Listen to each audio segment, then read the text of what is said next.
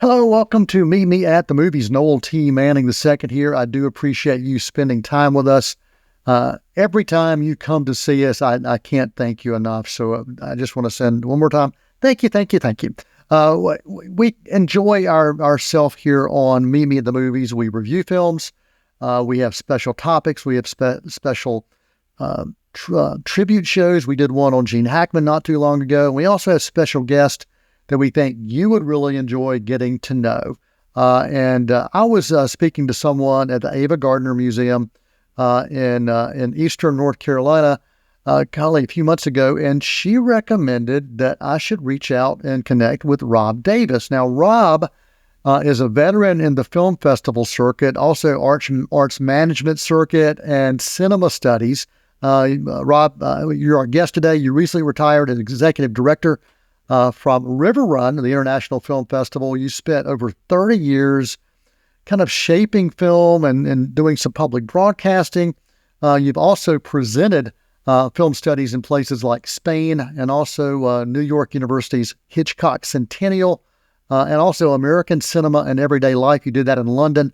You're a published author on classic and contemporary Hollywood, and you've also developed courses and programs for the UCLA Extension Center, and you've been involved in the Fort Lauderdale Film Festival and the RiverRun Retro, which celebrates classic cinema with special guests. We're really excited to have you right here on Meet Me at the Movies. Well, thanks, Noel. It's a great pleasure for me to be with you and the viewers today. So Rob, let's go back in time. Let's get in the time machine. Let's get in that DeLorean. Go back in time, and I'd love for you to kind of talk about where you first fell in love with movies. I think every film lover has that moment where they think about, yeah, this is something that stands out to me. Do you remember yours? I do. It really goes back a lot of decades, Noel, to when I was really just a child, a kid. And I had this aunt she was an accountant, but she was very instrumental in my upbringing. And as an accountant, one of her clients was a chain of movie theaters and drive-in theaters in Middle Tennessee. And then she also did some work for the big studios when they had offices in Atlanta. And so I first got interested in the movies other than just watching them through her work. And I realized there was a business around this. And that was sort of intensified because as I got into the 5th and 6th grade area, what would happen is she would, if she needed to go audit at a theater or something, she would often let me tag along, and I'd go in and watch the movie while she was doing her work up in the office or in the box office or wherever. And so, first of all, I'll say the love of film developed because I think I probably saw a lot more movies than most kids did back in those days because of that. And then also just because of her and because of the movies, I realized that there had to be, these things didn't just happen. They were created by people and later, by the investment of companies, et cetera. I realized there was a business behind it. And that's what intrigued me most, in those early days. And I remember I used part of my allowance, and the small town where I grew up didn't have a bookstore, but there was one about 14 miles away in the nearby college town. And I went over and I asked the owner there, I said, would you be able to get me the weekly issue of Variety? And he never had a request for Variety, but he said he'd check with his, periodicals person and see. He thought I could. He said, but now if I'm going to get this, you're going to have to take it. And I said, well, don't worry, I'll take it. And so I started using a little bit of my allowance every week to go in and pick it up. And if I couldn't get there one week, I'd pick up the 2 copies the next week. And so that's really how it all kind of started. And that just stayed with me. And I'm lucky that eventually I was able to forge a career around specific areas that I enjoy. Well, I think the beautiful thing about Variety is it's one of those that allows you to understand the historical perspective of the business of cinema, but also not just the historical standpoint, but also what's happening now.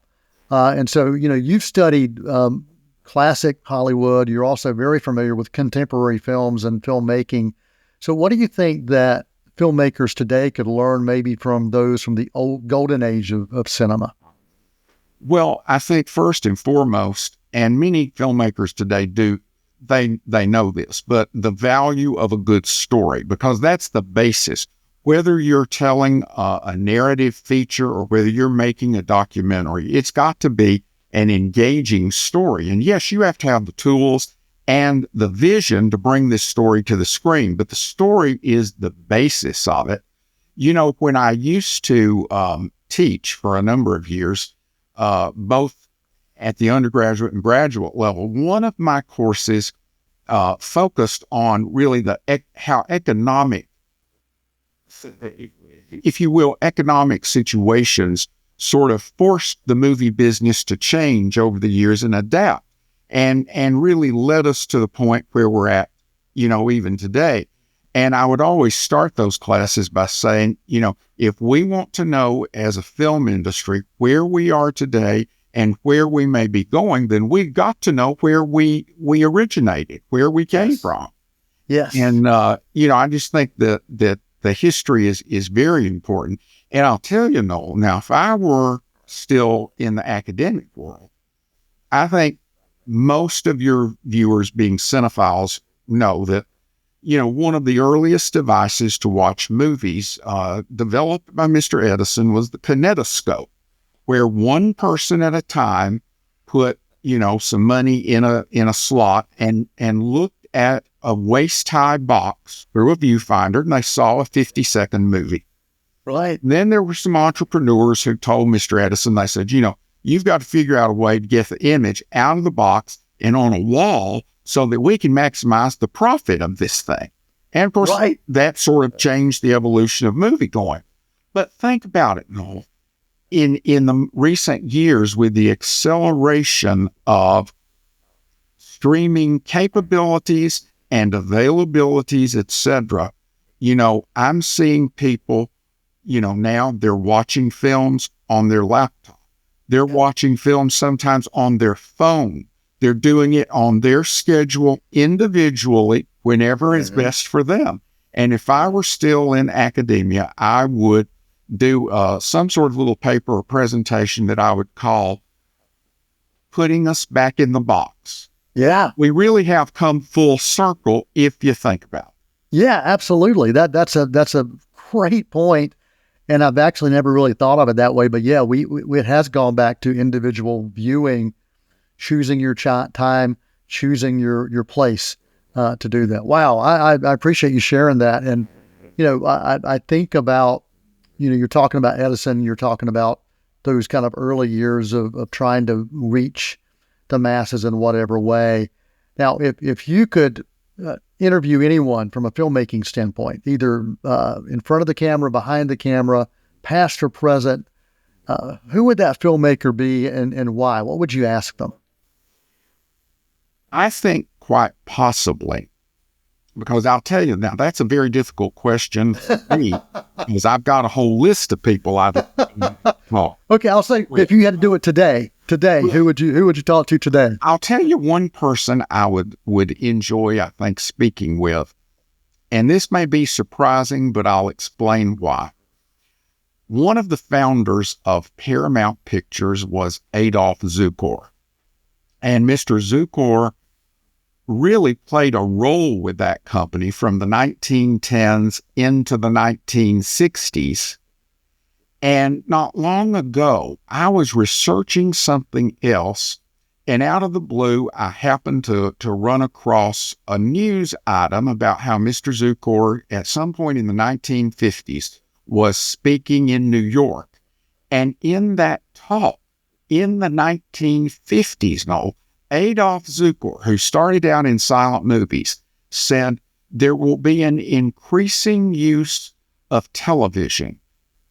Audiences will demand we give them films on television at home, and there will be some kind of subscription service to provide this. This is a man who arguably helped start the commercial movie business in this country, in the 1950s about something that it would take another 50 years to come about. So that gave me such an appreciation for his vision that I would love to go back and talk with him, and I think it would be fascinating to get his take on what had happened just during his lifetime and his thoughts on that, if he knew this much about what was coming.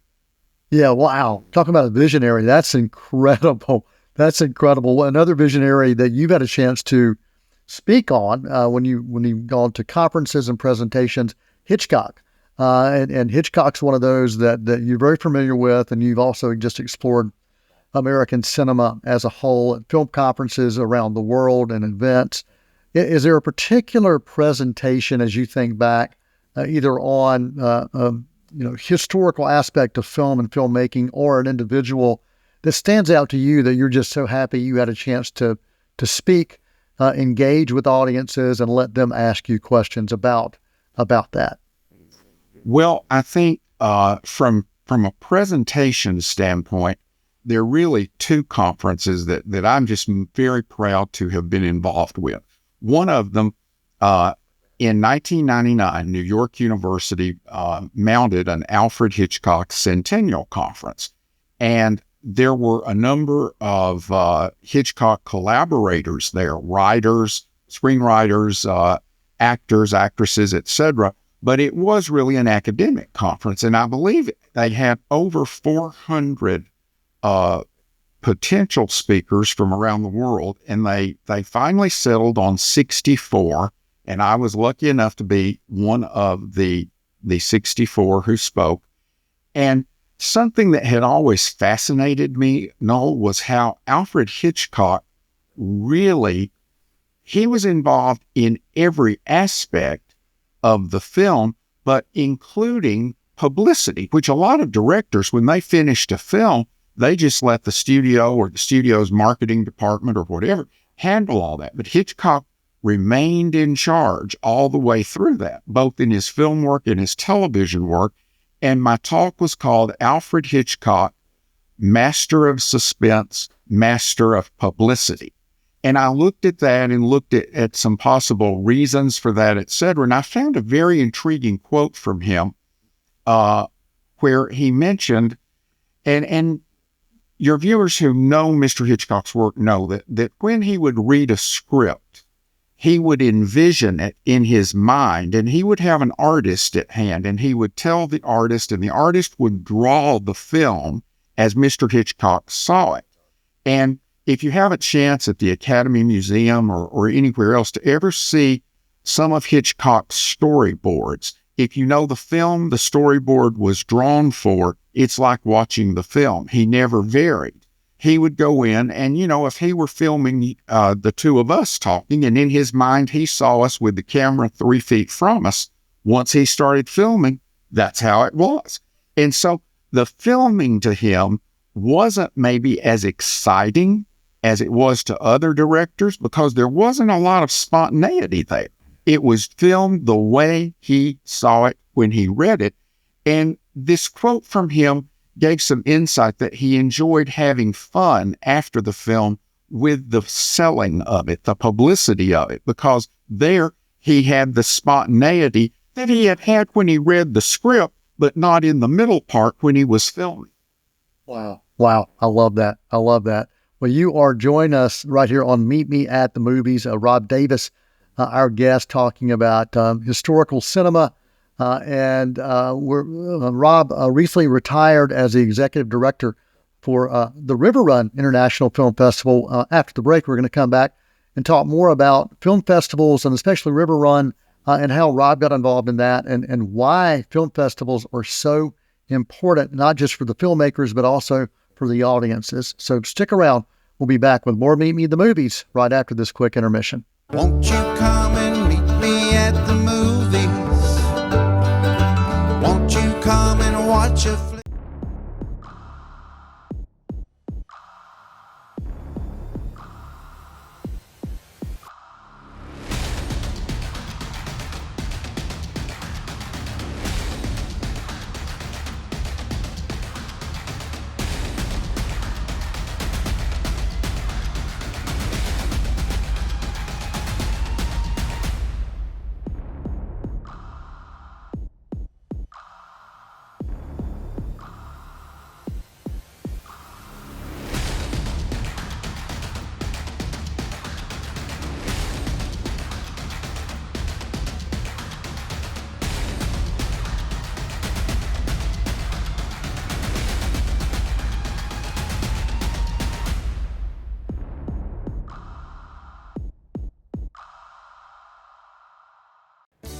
Education is our most powerful tool to improve and change our world. Hi, I'm Rhonda Benfield, your host for School Matters.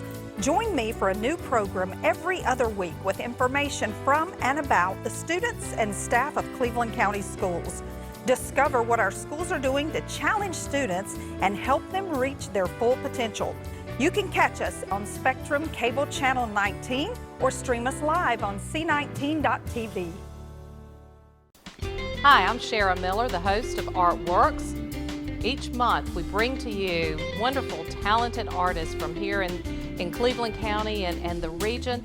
We have artists, we have potters, we have painters, we have musicians, we have actors. We just have wonderful artists that come to you and tell you about all that they're doing, their creativity, what inspires them. Join me here on Artworks each month on C19. You can also watch us online at c19.tv. Won't you come and meet me at the movies? Won't you come and watch a flick? Hello, welcome back to Meet Me at the Movies. Noel T. Manning II here, joined by Rob Davis, and we are talking cinema from a historical standpoint, also from an academic standpoint, and from a film festival standpoint. And Rob has been involved in all of those and much, much more. So Rob, before the break, we teased that we're going to talk about film festivals because you are very familiar with film festivals. So first, tell me how you first got involved in maybe going to a film festival, and then how did your leadership at RiverRun, how did that happen? Well, the first festival I ever went to was a very small festival when I was doing my undergraduate work in college, and I really enjoyed that experience. This was a festival that focused on classic films, so I really enjoyed it. And then in my early career, we did some mini festivals when I was doing film programming at a university, and sometimes we would build those around a current theme and other times around an archival theme. But I really got involved with festivals on a large scale in Florida with the Fort Lauderdale Film Festival. And I was affiliated with that festival for something like 20 years in one capacity or another. Definitely all those 20 years, I was a member of their board of directors. And then at one point, I filled in when I had a little break as the interim director while we looked for a full-time executive director. And then I also programmed their classical and archival features over the years. But while doing that, I've then served as a juror for other film festivals, judging films, which is it can be a very difficult position to be in because you have so many good films, and then you have different jurors with their own thoughts on it. I remember one time I was judging documentary features for the Palm Beach Film Festival, and I watched all 10 of them, and there was one that stood out completely, and I thought, I hope this wins, but it's certainly getting my vote. And when the three of us got together to deliberate, we first all picked our top 5. Then we kept narrowing it down, and that one film it kept showing up every time we narrowed down, and we had all unanimously selected it. And I was so thrilled. That's very rare. And so I'd been working in Florida. I was still teaching, but I was also really working a lot with public broadcasting and developed a couple of film music programs related to my public broadcasting work. When my company that I worked for decided to move out of South Florida, and I started looking around for something else to do, and a recruiter called me about a job at RiverRun, and I came up and interviewed for it, and I really liked the people. And then what I also will say is I knew of the festival's reputation because anytime at Fort Lauderdale, when I would talk to filmmakers who were there, and I would say, well, what are some of the other festivals you've been to that you particularly enjoyed? If they had been to RiverRun, they always named it. And so its reputation sort of preceded itself. Yeah. And I was just thrilled to spend 8 years there. Now, we did not mention where is RiverRun. There are a couple of locations, correct? There are. It is headquartered in Winston-Salem, North Carolina, but we do festival screenings both in Winston-Salem and in Greensboro. And then a lot of times for our year-round programming, we're out in some of the other cities in that part of the state. I mean, during my 8 years, we did several screenings up in Elkin at the historic Reeves Theater. We were in Yadkinville for a number of screenings. I think we did one in Asheville, one in High Point, and a couple of other places. But year-round, we're out and about. We call that RiverRun on the road. I actually took two of our films in 2 different years to a festival in Cookeville, Tennessee. So we really went on the road that year. But But for the festival, the core festival is in Winston-Salem and Greensboro. So for this year, what are the dates of this year's festival? This year's festival will start in mid-April, and it will run for, I believe, 9 days this year. Okay. And it's a full schedule every day because there are multiple venues. And so I can tell you, now I'm not sure, I haven't heard the final number of films this year. Last year in 2024, we had over 190 films in the festival. Now, typically it's around 170, 175. And, I anticipate that's kind of where it will be this year. I will tell you before I left, RiverRun is an Academy Award qualifying festival in 2 categories. And in film festival world, that really puts your festival at a certain level of excellence. And so all the filmmakers want to get into Academy Award qualifying festivals, even if their film isn't in one of the categories. There's prestige associated with that. And so when I left, when I retired for the 2025 festival, at that point, I think we had just over 1,900 films submitted.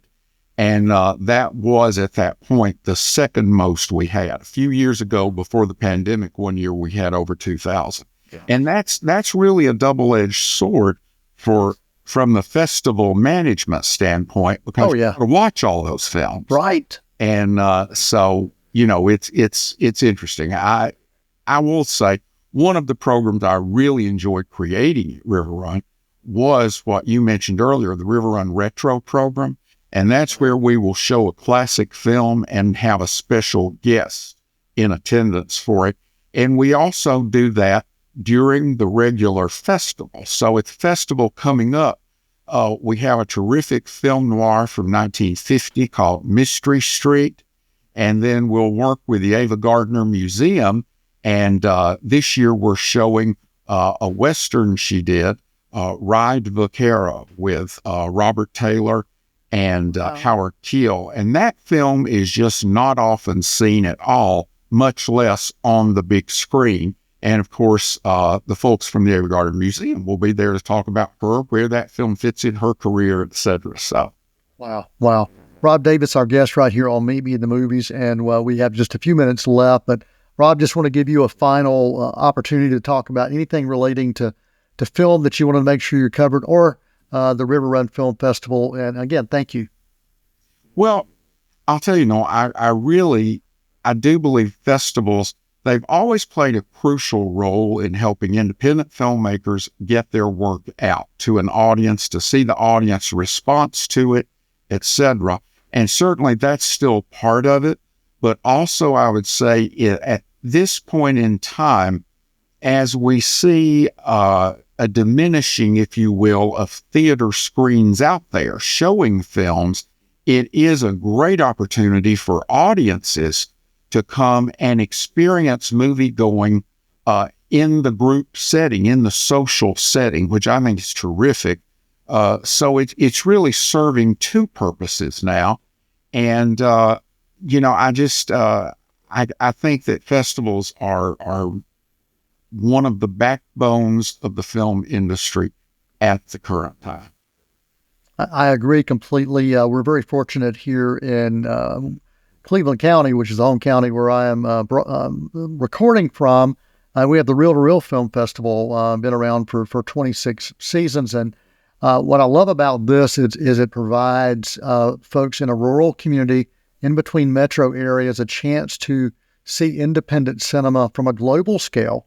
And that's the beauty of film festivals, no matter what they're doing. Sometimes you're allowing audiences to participate and engage with filmmakers and have conversations, have dialogue with them, share a cup of coffee with them. It's opportunities at film festivals are not the kind of things that happen going to your local theater on a regular basis. So I highly recommend film festivals. I always have, and I'm just so thankful that there are enough of those throughout North Carolina and beyond that if people want to explore indie cinema, they can do that. So I'm just so thankful for the opportunities that film festivals provide. So Rob, if anybody wanted to get in touch with you or to kind of maybe hear a talk or things like that, what are the best ways that people can follow you and follow what maybe you're doing? Well, they can reach out to me. I am Rob Davis Film Guy. And then you can find me on LinkedIn. You can find me on Instagram. I'm not that active on Instagram. I do more really on LinkedIn. But they can also always reach out to me at robdavisfilmguy@gmail.com. Awesome. Rob, thanks for being our guest, and we look forward to having you back. And I want you to think about if there's one particular filmmaker you'd love to do a show on where we could just explore that one filmmaker or a genre. Think about it, because I'd love to get you back on right here at Meet Me at the Movies. To all of our guests, we really appreciate you, again, for taking the time to engage with us through those emails, through just watching, through comments you may post on social about us. We thank you. Thank you always. And for the entire cast and crew right here at Meet Me at the Movies, and for Rob Davis, I'm Noel T. Manning II, and for this week, that's a wrap. Many films to view until we meet again. Next time we see you, we'll gladly fill you in. We'll tell about the happy and the sad ones. We'll talk about the good ones and the bad ones. Many films to view till we meet again.